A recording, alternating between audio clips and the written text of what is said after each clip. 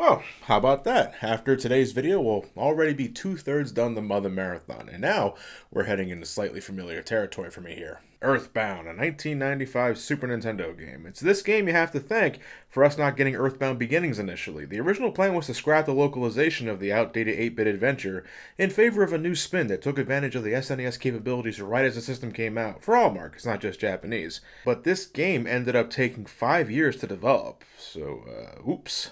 The 5-year development cycle was under repeated threat of cancellation, and the development team, Ape, were new to the Mother series at the time, Shigesato Itoi notwithstanding. In a tough spot, HAL Laboratories was thrown into the mix to help on programming, led by the late and great Satoru Iwata. Things were finally getting somewhere, and eventually, Mother 2 was completed. But as this was the first Mother game North America was getting, the name was changed to EarthBound to highlight the otherworldly nature of the main antagonist, most likely. And thus, EarthBound Beginnings was put in hibernation for about another 20 years. Now, we're talking mid-90s here. I was just getting into my RPG groove at this time. Final Fantasy 4 and 6, Luffy and the Fortress of Doom, and eventually games like Chrono Trigger. You'd get a confused look on my face if you asked me if I knew what EarthBound was. As I'm sure was the case with a lot of other people, my first glance at anything EarthBound was in Super Smash Bros. The main hero, Ness, was an unlockable character in that game, much to my bewilderment. Who was this kid? What's EarthBound? I decided to look it up and oh sweet Mother 2 of Jesus!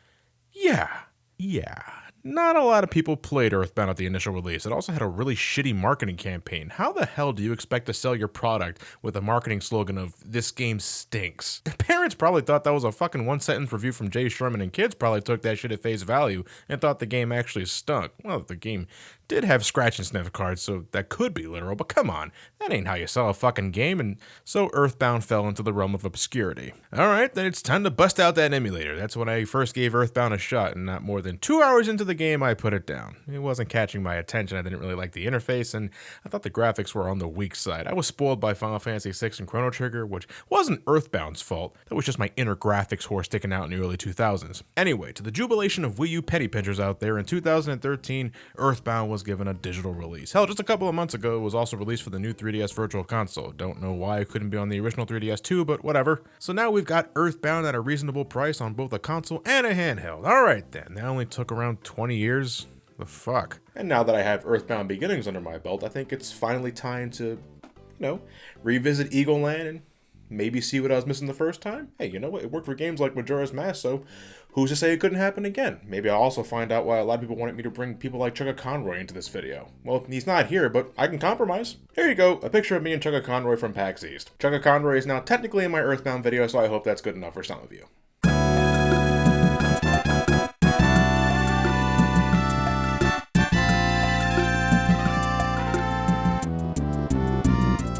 Once again, I'm required to enter the name of all the important characters in this adventure, as well as name my dog and my favorite meal. Striking some familiar chords here already, Ness doesn't even look that different from Ninten, the protagonist of the last game. In fact, most of these characters look almost remarkably like their NES counterparts. Anna and Paula, Lloyd and Jeff, the only exception is Pooh, the new face of the group. And the only one whose name I didn't change because his name is fucking Pooh. John, Deborah, Carl, and Pooh, though whenever I refer to the main protagonist, I'll just use the name Ness, since that's what a lot of people know him as. Alright, let's play some EarthBound. In the country of Eagle Land, a mysterious meteorite crash lands near the home of our main hero, who wastes no time in checking it out. Accompanied by his pet dog, who runs away too fucking quickly, and this obnoxious pile of shit known as Pokey, or Porky as most people call him, the boy inspects the meteorite and is soon greeted by Buzz, an insect-sized visitor from the future. He warns the boy of Gygus, an alien abomination that's using his influence to corrupt countless amounts of humans and animals all around Eagle Land in an eventual effort to take over the entire planet. To stop him, the boy must travel all across Eagle Land, recruit the other chosen heroes, and collect the 8 magical melodies to neutralize the alien threat. And then Buzz is unceremoniously killed off by Pokey's parents, mistaking him for a bee. Listen, I know it's only been about 10 minutes, but I already cannot fucking stand each and every single one of you.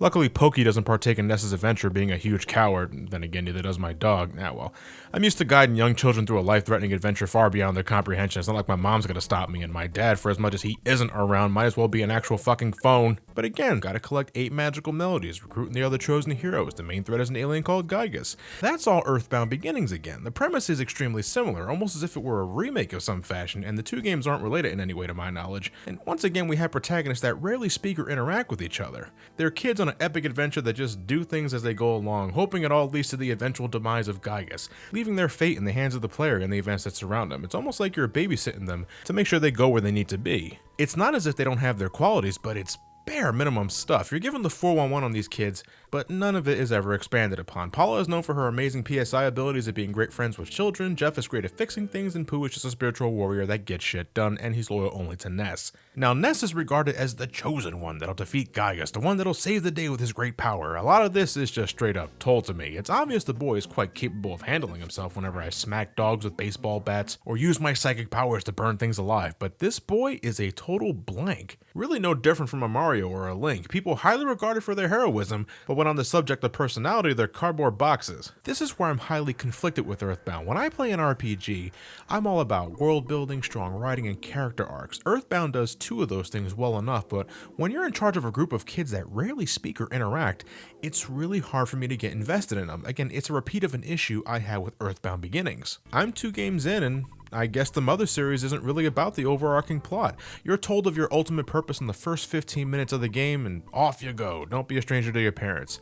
Now it's all about the moments that occur in all the different towns you travel through as you collect the 8 melodies. That's the best I can describe it. EarthBound is a collection of moments. Just like in EarthBound Beginnings, the bad guy's influence is causing shit for different people, but not all of it is necessarily connected. There's a band of musicians you get out of debt, twice actually, in 2 different towns. You save a village from blue and joyous KKK members. You travel to a different dimension to save another town from its darker half. You meet with these walking, talking faces known as Saturns. You fight a possessed circus tent. You travel in time and place your brains inside robots. This is EarthBound in a nutshell. A simplistic narrative overloaded with strange, whimsical occurrences. And with that said, I would say your enjoyment hinges on actually finding these events enjoyable. EarthBound is totally self-aware, and there isn't a town or location that doesn't have NPCs that have something humorous to tell, or just have something else that sets it apart. Look at this, look at that. Isn't this strange? Isn't that strange? Boy, you sure don't see something like that in a standard RPG, that's for sure. I feel this is the entire running gag of EarthBound. Not to say that EarthBound is a comedy entirely. It has heartwarming and feel-good sequences, but I think it's a tad over-reliant on being strange for the sake of being strange. And I'm not saying it can't work. It does work for the most part, but I did become a little weary of it, and it's more off-putting when I got a group of kids who don't react to any of it. I react to it, and that's probably the point. Maybe these kids aren't really supposed to be characters, but rather extensions of myself, I think. I admit there was something incredibly awesome when I traveled deep into my psyche and defeated my evil side. I don't know why that was suddenly a problem, or why my evil side was in the shape of a gold statue, but the huge bonus I got after defeating it was like when Cecil became a paladin in Final Fantasy IV, a moment of triumph. There are other instances out there too. Tessie here fucks me up, a Loch Ness monster that guides me to my next destination without ever changing that cute, derpy expression. Does this look like the face of Mercy, motherfucker? And this isn't really related to the story, but during a boss fight, my character began suffering from homesickness, an annoying status effect 99% of the time that causes you to skip a turn sometimes. But I got it around the time I was also afflicted with nausea, so right after I apparently blew chunks because of my condition, I immediately thought of beef stew. Hey, I could be on fucking death's bed, but you're never gonna get me to hate beef stew, and I fucking know my beef stew. What made me nauseous, to be over-exaggerating here for a second, was the random photographer that popped in what felt like every 15 fucking minutes to take my picture. It just disrupts everything. You know, you try and pull shit like this in America, and your ass goes to fucking jail. I mean, I get the point of the guy. He's making a scrapbook so at the end of the game, I can look back and reminisce, but sweet Jesus, leave me alone, you fucking creeper. And if that rubs you the wrong way, contextualizing this man as a bearded pervert, I'm not a 10-year-old playing EarthBound, I'm fucking 28, and I got a feeling adding my own context to things in this simple adventure was the intention of Mystery Toy, because how else am I going to make this game and these characters more interesting? Now, if I have to add my own context where context is lacking, then so be it. I'd rather it not be that way, but let's just get going. I named the kids after myself and some friends of mine during my elementary school days because what child during that time wouldn't want to pretend that they have psychic powers and go on an adventure to stop an alien invader? When I contextualize EarthBound like that, it can work, but even then, that's not the kind of RPG I enjoy playing personally. I'm into characters that act and react to the world around them, where there are villains, multiple villains at that, or at least situations or moral conundrums that get me emotionally involved into the characters I either play or interact with. EarthBound has a villain, but you don't see him until the end of the game, and there's certainly no moral conundrums or anything like that. But credit where credit is due, they had something going with Pokey. What starts as an annoying, insufferable shit nugget that barely qualified as a neighborhood friend slowly becomes more and more of a serious problem on the very rare occasions you run into him again. His rise to power is never fully explained. There's a lot I don't know about Pokey actually, but he's the closest thing we have to a recurring villain, and I like that sort of thing. It keeps me on my toes. What will he do next? Or better yet, how the fuck did he grow in power? Why is he now on a similar level of threat akin to Gaius? Where does he go when I eliminate Gaius once and for all? What does Ness think of all this? I'm not sure, and it looks like we'll never know. It's funny, when I think back as to why I enjoy games like Majora's Mask so much, it's odd that I can't quite get into the same feeling with EarthBound. The protagonists are mutes, the main story is very simple, and it's more about the people around you. When I put it that way, I suppose games like Pokemon aren't much different in that regard either, and I enjoy Pokemon. But in Majora's Mask case, I just find the world of Termina and the people that inhabit it more interesting, and in Pokemon, I'm not so much invested in the story. I just like collecting Pokemon and making a team capable of fighting my friends. I think it wouldn't be fair to say that Earthbound story is just Earthbound Beginnings story with just more moments added in between each major town you visit, even though, honestly, at some points it feels like it's exactly that. But Earthbound does enough differently to set it apart from the rest. Enough so that I'm not, drooling, going numb from sitting on my ass on my chair all day waiting for the intense boredom to end. And this extends beyond the plot. This goes for gameplay too. Getting accustomed to Earthbound's default control scheme was a little weird. The A button brought up the menu, and the B button was a status screen? And the L button was a multi-purpose tool, letting you talk to people or check objects without having to choose check or talk in the submenu. Thankfully, this is what the Wii U's custom control options are for, and in time I was rocking a more traditional setup. Movement feels pretty good, no real delay on the screen. I don't feel like I have to give my D-pad a bear hug just to move the kids in 8 directions.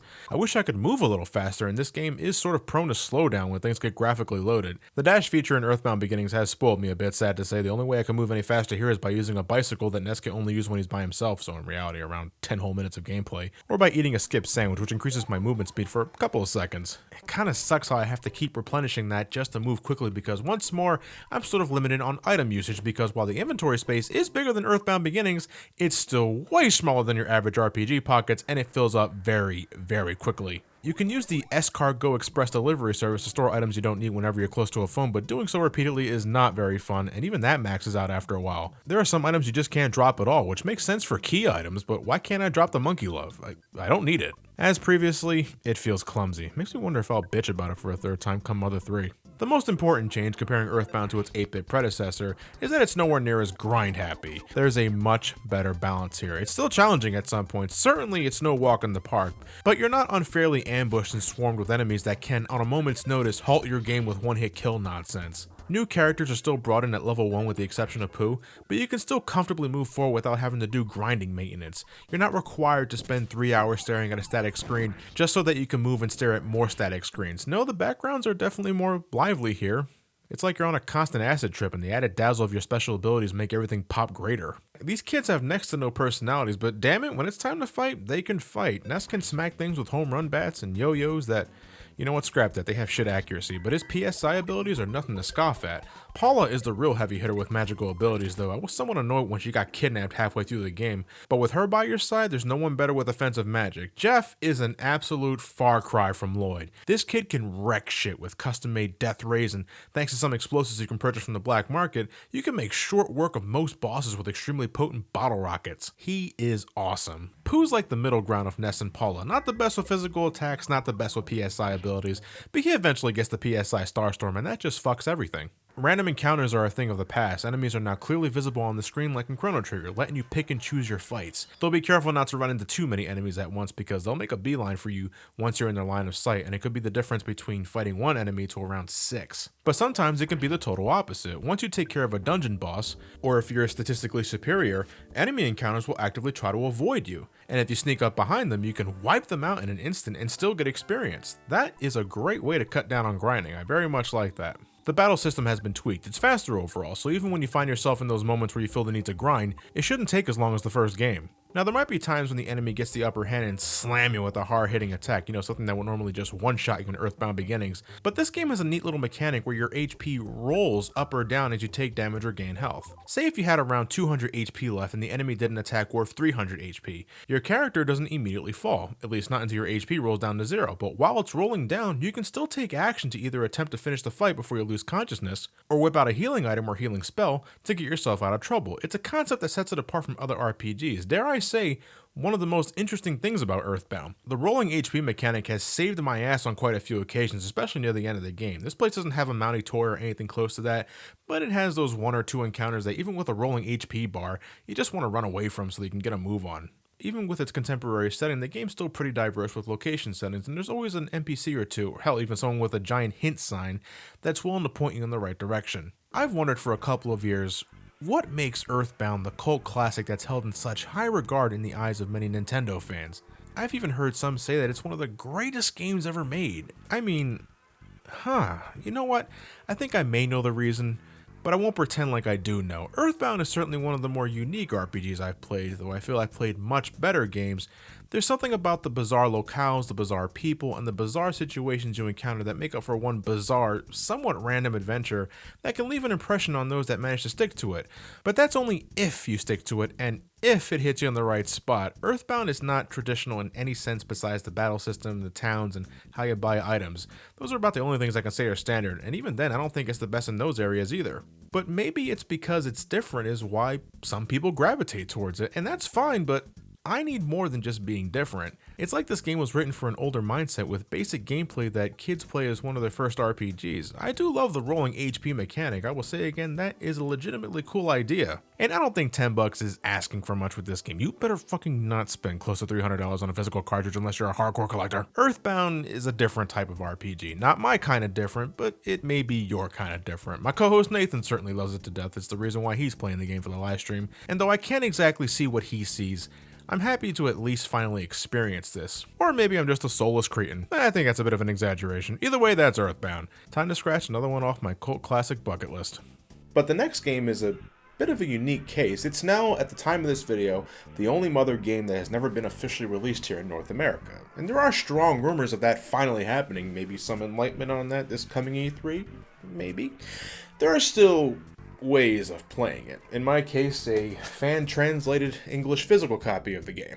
I'm bending my rules reviewing this one, I'm aware. Then again, I also reviewed Mega Man The Wily Wars, but I can't read Japanese, and I mentioned those rumors just a second ago, but who knows how long it'll be before we actually see Mother 3 here. Regardless of such, I'll see you guys for the finale of the Mother Marathon with Mother 3 on the Game Boy Advance. With all that said, thank you guys for watching, have yourselves a fantastic night, and take care.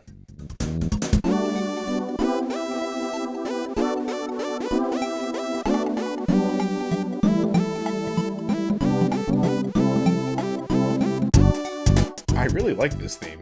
I know it's odd for me to compliment the music during the end of video annotations, but what can I say? Music's good.